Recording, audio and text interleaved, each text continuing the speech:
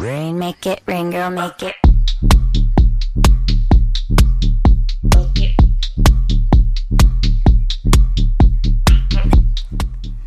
수요일 저녁에는 농구 이야기와 함께합니다. 다양한 농구 이야기를 전하는 주간 농구 시작하겠습니다. 손대범 농구 전문기자 조현일 해설위원과 함께합니다. 두 분 어서 오십시오. 안녕하십니까. 오랜만입니다. 반갑습니다. 네. 근데 박재민 씨가 잠깐 휴식기에 들어갔습니다. 한 분이 없어요? 네, 휴식이 필요해서 잠깐 하차했는데 네. NBA 개막과 함께 돌아올 예정이라고 하니까 네, 조금만 더 기다려주시면 될 것 같습니다. 알겠습니다. 자, 당분간은 이제 조선 두 분의 의존을 해서 주간 농구 진행해보도록 할 텐데 더 잘 부탁드리도록 하겠습니다. 열심히 하겠습니다. 네, 크게 걱정은 안 되고요. 또한 크게 기대도 안 됩니다. 네. 저는 근데 빠질 위험성이 없는데 네. 손대범 위원은 여자 프로농구 개막하면 네, 또 자주 빠졌고 또 출석률이 굉장히 저조했는데 그런 네. 부분들은 또 청취자 여러분들께서 또 잘 감안해 주셨으면 합니다. 알겠습니다. 네. 할 말이 없네. 여기서 한마디 좀 딱 멋지게 받아쳐야 되는데 아쉽습니다.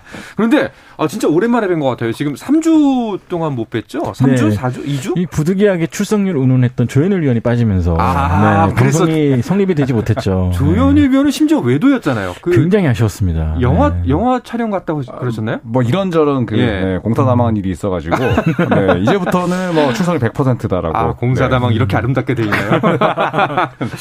알겠습니다. 자, NBA 소식 오늘 하루 함께 하도록 하겠습니다.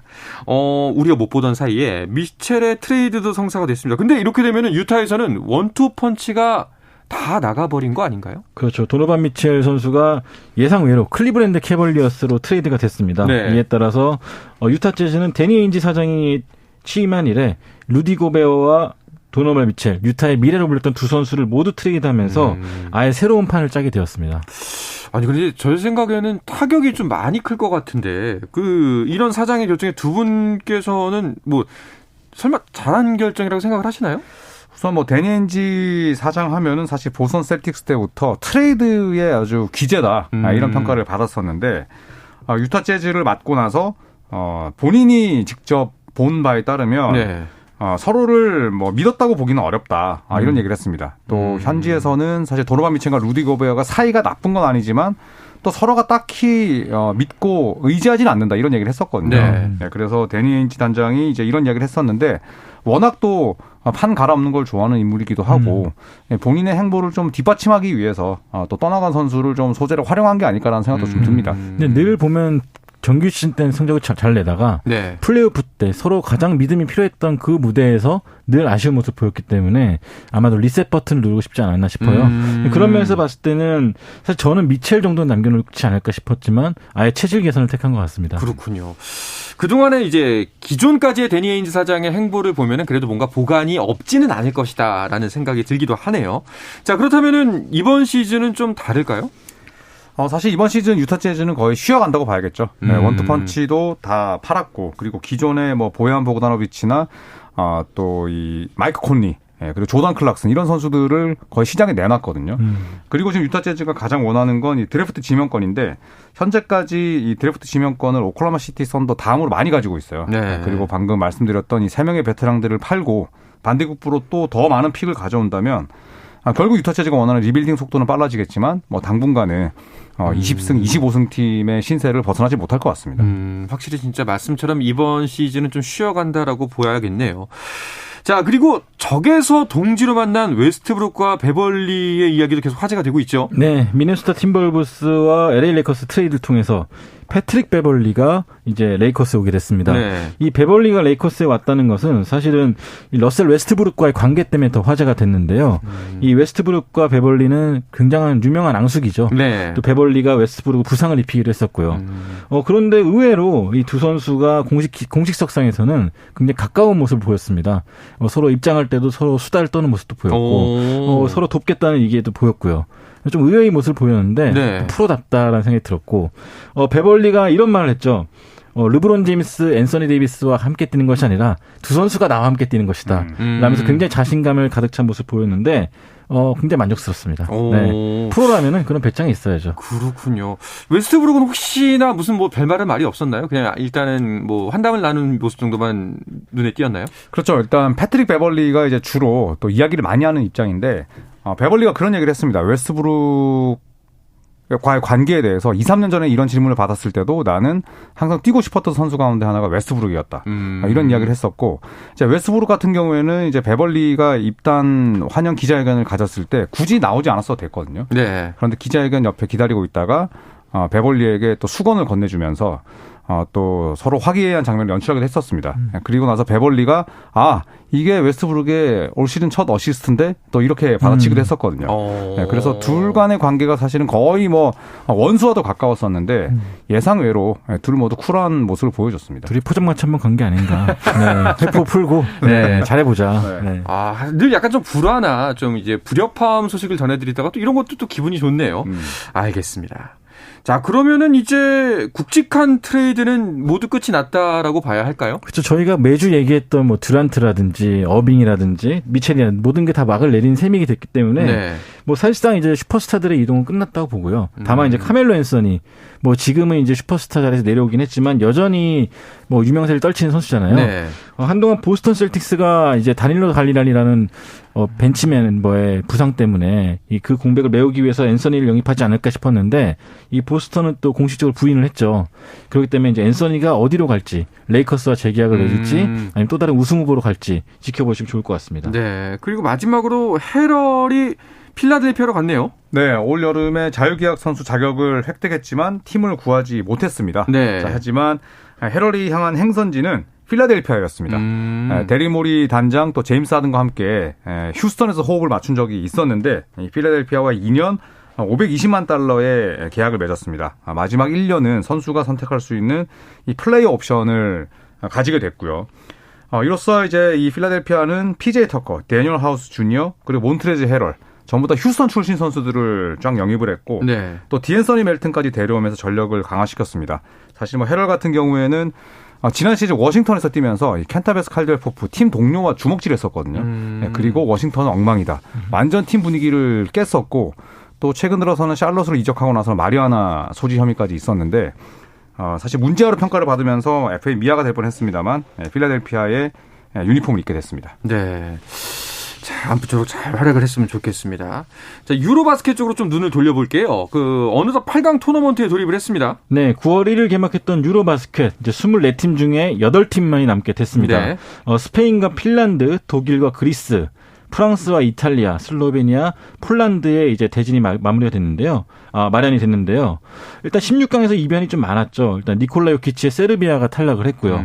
또 이제 8강에 올랐던 아까 소개했던 그리스가 이 독일에게 격침을 당하면서 4강 진출에 실패했습니다. 그리스가 사실은 가장 강력한 우승 후보 아니었나요? 그렇죠. 그리스 또 세르비아 조별 예선에서 보여줬던 공격력이 어마어마했었습니다. 네, 하지만 결국 그리스가 아쉽게 패했었는데 마지막 4쿼터 종료 얼마 남겨놓지 않은 시점에서는 또 야니스가 비신사적인 파울로 퇴장까지 당했거든요. 경기도 지고 또 매너에서도 패했습니다. 자, 이 8강 팀 중을 일단 8강 팀 경기가 살짝 진행되긴 했습니다만 의외의 팀이 이 중에 껴있다면은 아무래도 이탈리아가 아닐까요? 그렇죠. 이번에 이탈리아가 굉장히 이 화끈한 공격 농구도 보여줬는데 세르비아를 상대로 승리를 거뒀어요. 네. 세르비아 하면 역시나 요키치가 있었고 또 요키치로 인해서 우승 후보로 꼽혔던 팀인데 이 팀을 상대로 굉장히 빠른 템포의 공격을 펼치면서 사실 요키치를 굉장히 지치게 만들었습니다. 세르비아 입장에서는 요키치에 대한 의존도가 너무 높다 보니까 결국 뒷심 부족을 보였는데 이탈리아 입장에서는 사실 굉장한 대열을 낚은 셈이고 또 이로 인해서 더 높은 곳까지 올라갈 수 있다는 자신감도 얻게 됐습니다. 자, 이탈리아가 이제 8강전에서 맞붙을 상대는 프랑스인데요. 어떤 경기가 예상되나요? 저는 사실 이탈리아 프랑스의 경기를 이탈리아가 이긴다고 이미 예측을 했습니다. 네. 어디서요? 제가 이제 그 승패를 예측하는 그런 이제 일을 하고 있는데 일단 이탈리아 같은 경우에는 사실 다닐로 갈리나리 선수가 갑작스러운 무릎 부상으로 빠지긴 했습니다만 마르코 스피스라는 선수가 엄청나게 잘하고 있습니다. 그리고 또 아칠리 폴로나라, 시메오네 폰테치오, 이 피바 무대에서 잔뼈가 굵은 선수들이 많은데 반대로 프랑스는 조별 예선에서 3승 2패에 그쳤고요. 또 루디 고베어나 에반 포니에 같은 NBA 선수들이 있지만 공격력이 굉장히 답답해요. 그래서 저는 공격 농구에서 수비 농구로 탈바꿈한 이탈리아에게 혼쭐이 나지 않을까라는 생각에 저는 이탈리아의 승리를 예측해보겠습니다. 굉장히 기대가 되네요. 네. 맞을지 틀릴지. 네. 누가 이길지보다는 맞을지 틀릴지. 맞을지 하는지 이렇게 들었어요. 예, 맞을지 하는지. 네. 네. 도둑이 제발 저린다. 뭐 이렇게 생각하시면 될 것 같습니다. 네. 자, 8강전은 오늘부터 시작이 되는데 두 경기가 펼쳐졌습니다. 일단은 스페인과 핀란드의 경기는 스페인이 핀란드를 꺾었고요. 아까 말씀드렸다시피 그리스와 독일의 경기.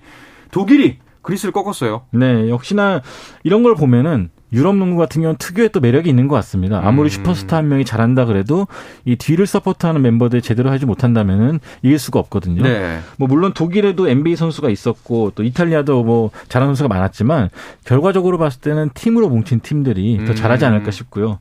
그리스 같은 경우는 이 세르비아와 함께 그 요키치와 함께 아테토쿤보도 매년 유럽 정상에 도전한다 말을 많았지만 결국은 원맨 팀으로서는 유럽 재패를 할 수 없다는 걸 다시 한번 보여줬습니다. 그렇네요. 그러면은 사실 NBA 스타들이 많이 출전을 해서 이번 유로 챔피언십이 좀 그 유로바스켓이 인기를 끌었는데 요키치도 없고 이제 아데토쿤보도 떨어지고 빅3 중에서는 돈치치만 남은 거네요. 네, 이제 돈치치의 슬로베니아가 폴란드와 이제 내일 새벽에 경기를 펼치게 됩니다. 슬로베니아는 사실 뭐 지난 도쿄올림픽에서도 아주 훌륭한 성과를 냈었는데 이 폴란드가 엄청난 다크호스거든요. 네, 특히나 이 마테우스 포니카라는 유럽 무대에서 아주 잔뼈가 굵은 선수가 펄펄 날고 있고 또 폴란드가 꺾은 팀이 돌풍을 일으켰던 우크라이나입니다. 네, 우크라이나를 꺾었기 때문에 이 폴란드의 기세가 만만치 않은데 과연 돈치치가 끝까지 살아남을 수 있을지 이제 내일 새벽이면 결판이 날 것 같습니다. 자, 슬로베니아와 폴란드 다크호스라고 말씀하셨는데 어떻게 전망하시나요? 저는 대회 시작 전부터 슬로베니아가 우승하고 돈치치가 MVP다. 이 기세를 이어서 돈치치가 다음 시즌 MVP다. 까지 다 예상을 해놨습니다. 네. 너무 지나친 예상 아닌가요? 아닙니다. 충분히 납득할 만한. 명절 이후에 너무 지르는 거 아닌가? 너무 마음이 풍족해졌나? 약간 이런 생각이 들기도 합니다. 자, 그러면은 지금 손대범 위원 같은 경우에 슬로베니아가 우승까지 한다라고 예상을 하셨고 조 의원은 어떠세요? 저는 우승팀을 독일로 예상하겠습니다. 오, 그래요? 네. 데니스 슈로더와 또 데니얼 타이즈가 워낙 잘해주고 있고 슈로더가 이제 또 소속팀을 구했다는 루머가 있더라고요. 이제 또 유로바스켓에 더욱더 집중할 수 있고 또 덕 노비치크와 뛸 때에도 유로바스켓에서 득점 2위를 한 적이 있어요. 그래서 저는 슈로더의 큰 경기에 강한 면모를 믿어보겠습니다. 너무 이제 유별난 픽을 좋아하시는 거 아닌지 모르겠네요. 네. 독일 무시하시는 건가요? 무시하는 건 아니지만 유별나다. 예상을 벗어났다. 이 정도로 정해. 알겠습니다. 손 의원의 슬로베니아 그리고 조 의원의 독일. 아마 다음 주면 이 경기 연과 알 수 있을 것 같습니다. 자, NBA 명예전당 헌혜식도 화제를 모았는데요. 이야기는 잠시 쉬었다 와서 나누도록 하겠습니다. 한상원의 스포츠와 함께하고 계신 지금 시각은 8시 47분입니다.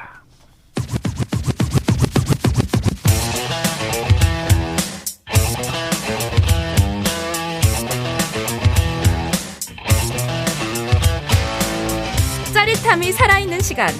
한상원의 스포츠. 수요일 저녁의 농구 이야기 주간 농구 듣고 계십니다. 손대범 농구 전문 기자 조현일 해설위원과 함께하고 있습니다. 자, 네이스미스 명예전당 헌액식이 지난 11일에 있었습니다. 그런데 명예전당 헌액식이라고 얘기 많이 했는데 네이스미스가 앞에 붙는 거 이거는 사람 이름인 거죠? 네, 피는 섞이지 않았지만 저의 오랜 조상님이 아닌가 싶은데요. 아, 진짜요? 네, 농구를 만드신 분입니다. 네, 그렇기 때문에 저희가 있었던 거고. 네, 일단 네이스미스 박사가 농구를 만들고 발전시킨 것을 기리기 위해서 만들어진 것이 바로 네이스미스 명예전당입니다. 미국 농구 선수 중에서는 모두가 꿈꾸는 그런 최고의 위치라고 할 수 있겠죠. 그럼 진짜 실제로 농구를 만든 분이 이 네이스미스 박사라는 분인 거예요? 네, 맞습니다. 네, 캐나다 출신이에요. 네. 또 특이하게도. 신기하군요. 자, 이번에 명예전당 헌액 멤버 중 가장 주목을 받았던 거는 지노빌리였죠. 네, 마누 지노빌리. 또 아르헨티나 낳은 최고의 농구 스타이기도 합니다. 네. 1999년 드래프트 전체 57순위로 샌안토니 지명을 받았지만 2001년부터 NBA에서 활약을 했고요. 주로 식스맨으로 나섰습니다. 16시즌을 뛰면서 우승 반지 총 4개를 거머쥐었고요. 통산 14,043점. 그리고 리바운드도 3,500개 이상, 어시스트 4,000개 넘겼고요. 그리고 스틸 1,392개, 3점 슛 1,495개였습니다. 3점과 스틸은 아주 유구한 역사를 자랑하는 샌안토니에서 역대 최다 기록으로 남아있고 그리고 2004년 올림픽에서는 미국을 물리치고 금메달을 차지하는데 아주 큰 공을 세우게 됐습니다. 대단한 선수였네요. 그렇게 치면 당시의 인기가 거의 뭐 축구의 메시, 아르헨티나의 메시 정도 되겠네요. 일단 아르헨티나에 지노빌리의 동상이 있습니다.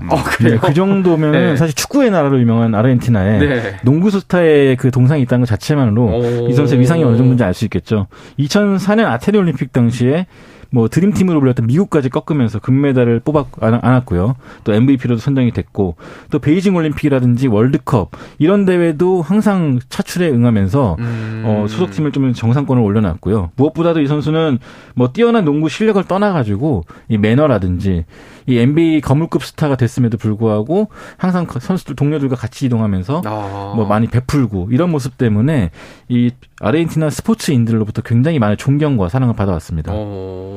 아니 메시도 축하 인사를 건넸다고 하더라고요. 네, 이번 명예전당에 헌액된 뒤에 똑같은 말을 반복했습니다. 네. 네, 많은 사람들이 지노빌리를 향해서 농구계의 메시라 부르지만 이건 잘못된 거다. 실은 내가 축구계의 마누 지노빌리다.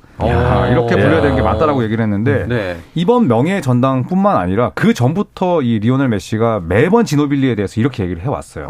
네, 그만큼 지노빌리는 또 메시 같은 슈퍼스타에게도 존경을 받는 선수이고 지노빌리 역시도 명예전당 헌액식 연설문에서 팀 동료들의 이름을 또 일일이 열거하면서 내가 갖고 있는 재능이 특출해서 이 자리에 온 게 아니고 나는 2000년대 가장 중요한 두 팀 샌안토니오 아르헨티나에서 뛰면서 지금의 성과를 얻을 수 있었다라고 또 아주 겸손하게 이야기를 했습니다. 야, 인성도 정말 명예전당 헌액될 만하네요. 네. 대단합니다. 그 정말 하이라이트 필름을 저는 이제 찾아봤거든요. 약간 만능형 선수더라고요. 그렇죠. 또 게다가 젊은 시절엔 차인표 씨를 좀 닮아가지고 굉장히 미남형으로 인기가 많았는데 뭐 좀 체구는 작았지만 머리가 좀 많이 벗겨지시더라고요 중간에. 그러면서 실력이 좋아졌어요. 근데 굉장히 올어라운드 플레이어로 유명했죠. 또 클러치 타임 때도 이 빅샷 터트리기 주저하지 않았던 그런 강심장을 갖고 있었고요. 정말 대단한 선수였던 것 같습니다. 내년에는 또 이제 어떤 선수들이 이름을 올릴지에 대한 이야기가 벌써부터 나오고 있다고요? 네, ESPN이 지난 12일에 2023년부터 2025년까지 순차적으로 명예전당 후보가 될 만한 NBA 선수들이 예상을 했습니다. 우선 2003년 후보로는 덕 노비츠키와 드웨인 웨이드. 네, 둘이 또 NBA 파이널에서 두 번이나 맞붙었었죠. 사실 썩 사이가 좋진 않았는데 나란히 은퇴를 했기 때문에 또 나란히 후보로 언급이 됐고요. 토니 파커 역시도 2023년 후보입니다. 또 2024년 후보로는 NBA에서 20년 이상 뛰었던 덩크왕 빈스 카터가 있겠고 2025년에는 역시나 NBA와 FIBA 양 무대에서 엄청난 족적을 남긴 파우 가솔 선수가 가장 유력한 후보로 꼽히고 있습니다. 뭐 이름 하나하나 들어도 모두 선수가 다 자격이 있어 보이네요. 혹시 그 이제 선 위원과 조 위원 두 분의 기준으로 봤을 때 아직까지 그 명예전당에 헌액되지 않은 인물 중에서 이 사람만큼은 꼭 빨리 올라가야 된다 싶은 사람이 있을까요? 근데 사실 저는 명예전당 문턱이 너무 낮아서 너무 많이 뽑혔다고 생각이 들거든요. 그래서 오히려 지금 안 들어가서 아쉽다기보다는 좀 들어가서 너무 문턱이 낮아진 것이 아닌가 그런 생각이 들 정도의 선수가 좀 있습니다. 아 그래요? 네. 그러니까 예를 들어서 뭐 이번에 같이 선발된 팀 하더웨이 사실 우승을 못 해봤고 또 파이널 근처에도 못 갔던 그런 선수였는데 같이 명예전당 올랐다는 것 자체가 좀 약간 기준이 좀 어떻게 모호하지 않나 생각이 들 정도로 당대 스타였긴 했지만 사실 명예전당까지는 좀 의구심이 되는. 어떠세요, 손 의원은? 그러니까 저도 이제 사실 메이저리그와 비교해서 더 그런 것 같아요. 메이저리그는 명예전당 들어가기가 너무 힘들고 그렇죠. NBA는 명예전당 들어가기가 상대적으로 너무 쉽다 보니까 좀 더 대조되는 면이 있는데 저 역시도 이제 팀 하더웨이가 은퇴하고 나서 한참 뒤에 명예전당에 들어갔지만 과연 이 명예전당에 들어갈 만한 족적을 남겼느냐 이렇게 묻는다면 약간 고개를 좀 가로젓게 됩니다. 확실히 그 부분은 만약에 장기적인 관점에서 본다면 지금이야 사실 예전에 내가 좋아했던 선수들이 그런 자리에 올라간다는 건 굉장히 팬으로서 기쁜 일이지만 장기적으로 본다면은 좀 이름값이 낮아지지 않나. 그렇죠. 명예전당이라는 이름값 자체가 좀 그런 부분도 생각할 지점이 있네요. 알겠습니다. 자, 그런데 NBA 소식 또 한 가지가 그 NBA 사무국이 로버트 사버 피닉스 선즈 구단주가 있는데 이 구단주에게 1년 자격정지 징계를 내렸다는 소식이 있네요. 네, 피닉스 선즈의 괴짜라고 부르긴 좀 아니고 좀 약간 기행을 일삼았던 로버트 사버 구단주가 리그로부터 징계를 받았습니다. NBA 같은 경우는 굉장히 오랫동안 300명 이상의 그 대상으로 그 조사를 하면서 로버트 사버의 기행을 좀 밝혀냈는데 뭐 인종차별적인 언어 사용, 또 성적인 언행, 따돌림 이렇게 좀 구단을 대표하는 인물답지 않게 가볍고 모욕적인 인사를 좀 일삼았던 것으로 알려졌습니다. 이에 따라서 NBA는 사버 구단주에게 1년간 자격정지를 내렸어요. 이에 따라서 이제 사버 같은 경우는 사무실은 물론이고 뭐 훈련 시설, NBA 관련 어떤 행사도 참여할 수 없게 되었습니다. 그리고 벌금이 $10,000,000예요. 벌금을 140억 원을 내게 됐는데 140억 원? 네, 로버트 사버 구단주 할 때 이제 그 철자 이름이 S인데 거기다가 이제 달러의 S를 붙일 정도로 이분이 엄청나게 짠돌이거든요. 그런데 지금 $10,000,000을 내야 돼서 거기에 대해서 이건 부당하다. 지금 반성은커녕 네. 네, 도리어 지금 썽을 내고 있습니다. 근데 정말 어지간했으면 네. 구단주한테 1년 자격 정지 줬을까 싶기도 해요, 사실. 그러니까 어지간했으면 NBA도 가만히 있었을 텐데 네. 300명 이상을 조사했다는 건 그만큼 문제가 심각했다는 게 아닌가 싶어요. 문서가 총 8만 건 이상 나왔고 11개월에 걸쳐서 NBA가 손이어 말씀대로 320명을 만나서 네. 이런 결과를 도출했습니다. 뭐 자세한 내용 우리가 알 수는 없겠지만 알게 된다면 $10,000,000도 싸다 이런 얘기가 나올 법도 할 것 같습니다. 네, 자세한 내용이 나왔지만 싸게 막았다라고 봅니다. 네. 알겠습니다. 또 어떤 소식들이 눈길을 끌었나요? 일단 WNBA의 전설이죠. 시애틀 스톰의 수 버드 선수가 지난 플레이오프를 끝으로 은퇴를 가졌습니다. 네. 애초에 이제 마지막 시즌이라고 밝히고 뛰었던 수 버드 선수인데 라스베가스 에이시스와의 플레이오프 시리즈를 끝으로 은퇴를 했는데요.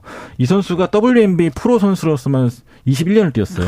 그러니까 저랑 동갑이거든요. 40살 훨씬 넘겼는데도 불구하고 이 젊은 선수들과 경쟁하면서 또 클러치 차임에도 슛을 던지고 굉장한 또 오랫동안 한결같은 기량을 보였습니다. 야, 이런 선수가 또 이제 명예의 전당에 헌내게 돼야죠. 이런 그렇죠. 선수는 인정입니까? 무조건 가야죠. 이 선수는 네. 올림픽 금메달도 3회 연속으로 수상했을 정도로 굉장히 뛰어난 기량을 보였습니다. 알겠습니다. 자, 시간이 얼마 남지 않았는데요. 국내 농구 소식도 빠르게 알아보도록 하겠습니다. KBL 프로농구 개막 이제 한 달 정도밖에 남지 않았죠? 네, 개막이 10월 15일에 하게 됩니다. 2022-23 시즌 활약할 또 외국인 선수들도 대부분 가세했는데 또 KCC 같은 경우에는 갑자기 또 타일러 데이비스가 또 입국하지 않으면서 또 이별을 하게 됐거든요. 네, 지금 개막이 얼마 남지 않은 상황에서 또 여러 변수들이 생기고 있고 또 각 구단들은 뭐 실전 감각을 통해서 전력을 끌어올리고 있는데 프로팀들끼리 연습 경기를 통해서 또 매치핏도 함께 끌어올리고 있습니다. 네, 또 통영에서 KBL 컵 대회도 열리네요. 네, 그렇습니다. 일단 뭐 매 시즌 전에 열리는 KBL 팬들의 또 소중한 행사 중 하나인데요. KBL 10개 구단과 국군체육부대 상무까지 이 전체 11개 팀이 참가해서 4개조 조별 예선을 치르고 그걸 토대로 4강 토너먼트로 우승을 가리게 됩니다. 자, 이제 개막이 10월 15일. 정말 오늘이 이제 9월 14일이니까요. 진짜 한 달밖에 남지 않았습니다. 또 이제 개막되면 또 매일매일 즐거운 소식 전해드릴 수 있을 것 같은데 두 분 다 이제 빠지시면 안 됩니다. 네, 결정 없이 달리겠습니다. 알겠습니다. 네, 좋습니다. 자, 이야기를 끝으로 이번 주 주간 농구는 마치겠습니다. 손대범 농구 전문 기자, 조현일 농구 해설위원과 함께했습니다. 두 분 오늘도 고맙습니다. 감사합니다. 고맙습니다.